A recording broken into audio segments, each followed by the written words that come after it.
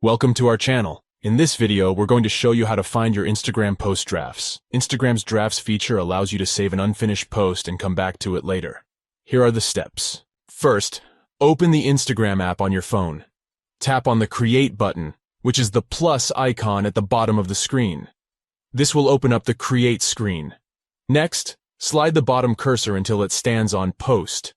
Then, tap on Drafts. This will display all the drafts you have saved. From here, you can select the drafts you want to work on.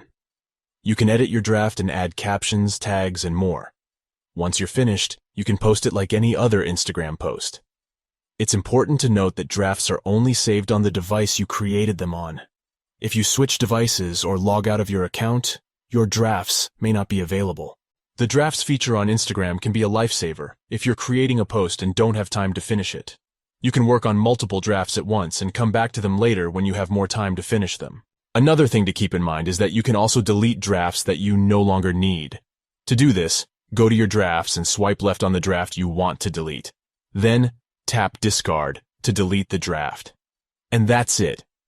Those are the steps to finding and managing your Instagram post drafts.